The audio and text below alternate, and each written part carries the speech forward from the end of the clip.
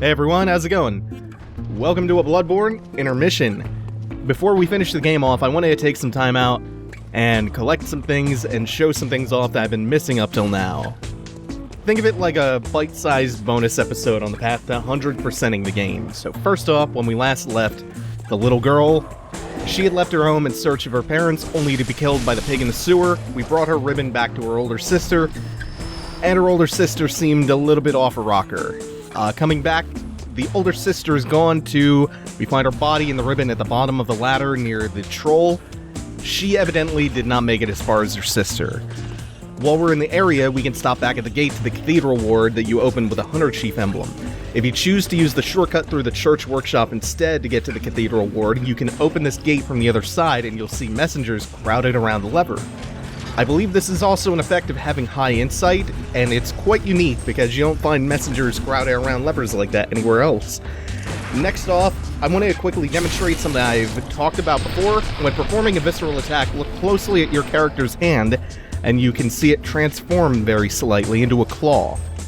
Speaking of beastly hands, I want to show you how to acquire a very unique weapon. You start off by opening and ailing the Ron Chalice dungeon using the chalice you get from beating Amygdala, along with 4 cold blood flower buds and 9 ritual blood 4s. So you make your way through the first layer of the dungeon, reach the first boss and kill it. After doing so, take the elevator down to the next layer and make a right at the first side room. Follow the optional side room until you reach the bridge, which leads to this treasure room with a beast-possessed soul in it, along with a lot of chests. The big sarcophagus at the back of the room is going to be what contains the game's only Chalice Dungeon exclusive weapon, which is the Beast Claw. The Beast Claw is a unique weapon which builds your beast gauge with every hit you perform. While we're on the topic of building the beast gauge, a lot of people have been asking me what happens when you fill it up.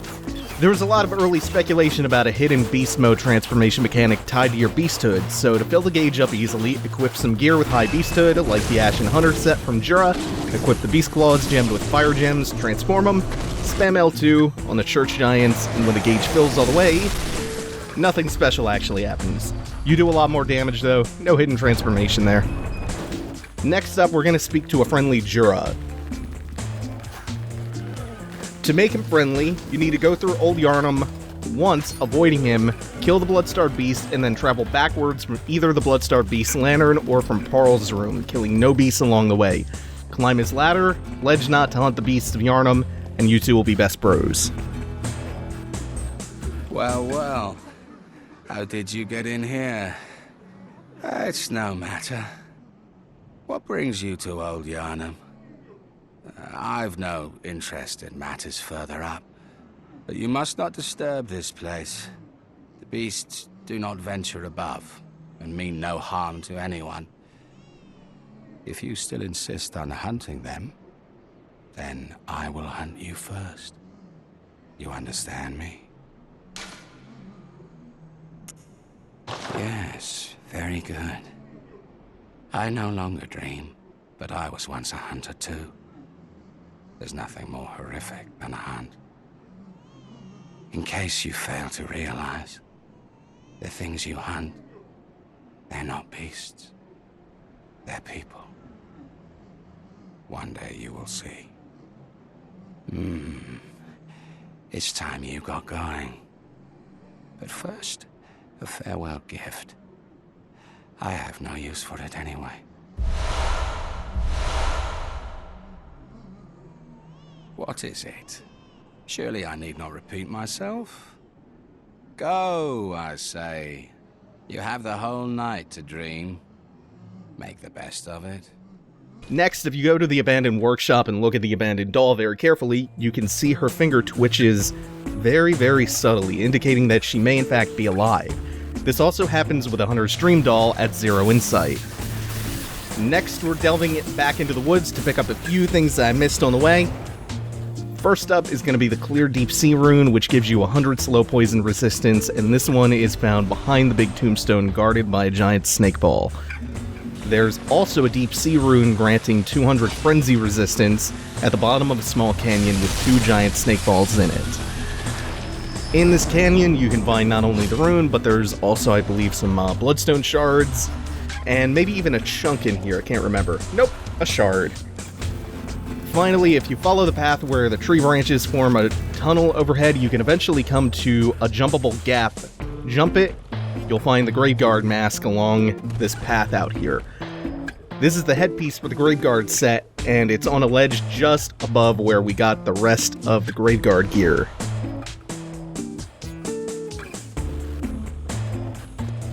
Before we leave the Forbidden Woods, we're gonna poke the suspicious bandaged man over all the bodies with a stick and see what happens.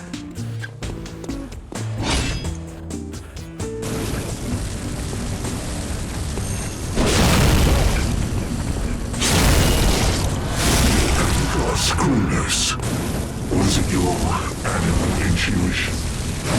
You hunters have got more blood on your hands.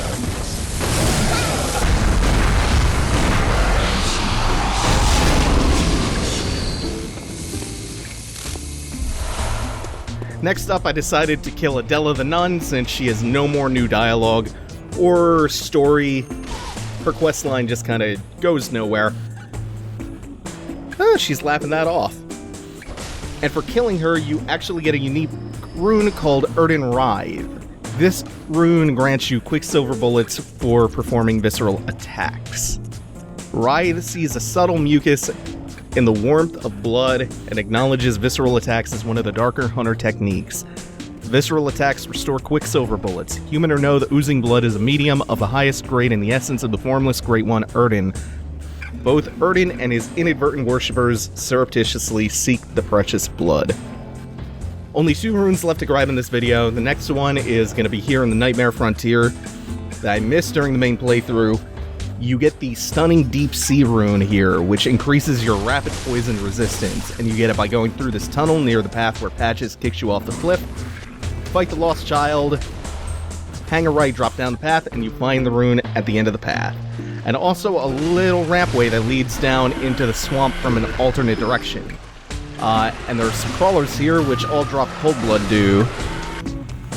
And finally, the last rune that I missed in the main playthrough is located right here in the Nightmare of Mensis.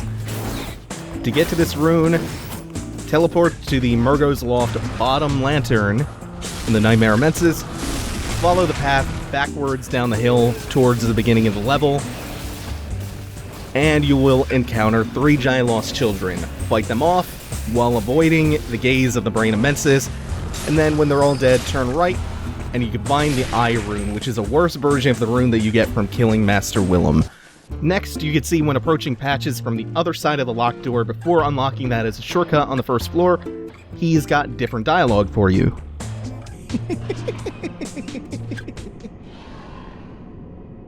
What a joy it is to behold the divine. It must be such a pleasure. You're in my debt, you know. You're nigh on a beast of the field. But here you are, treading a measure with the gods.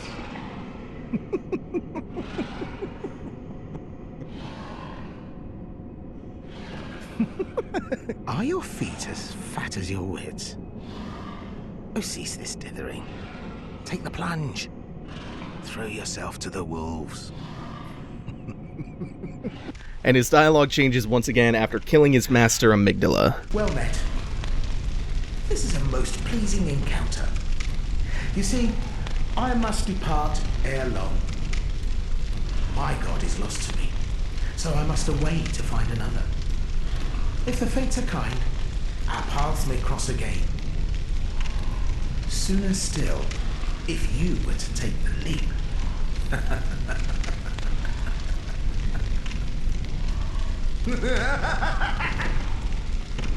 Oh, think not of poor Amygdala. Upon that piteous bastard you bestowed salvation. All's well that ends well. Finally, there's a very important key that you won't want to miss, hidden in Mikolash's boss room. From the Murgo's Loft middle lantern, follow the path that I'm taking. You can pick up some optional items along the way. Even this key is optional, actually. It actually leads to doing something that I'm going to be showing off in the finale the hard way, but it does unlock a shortcut. This is the Iron Door Key. The Iron Door Key opens a door near the very beginning of his room that leads out to finding the Brain of Mensis the hard way. That's going to be it for now. The next Bloodborne episode is going to be the finale of the game, and then after that, I'm going to launch a separate, short little series to do all of the Chalice Dungeon-related stuff, and then we will have 100% of the game. Thanks for watching, everyone. Take it easy. Have a good one.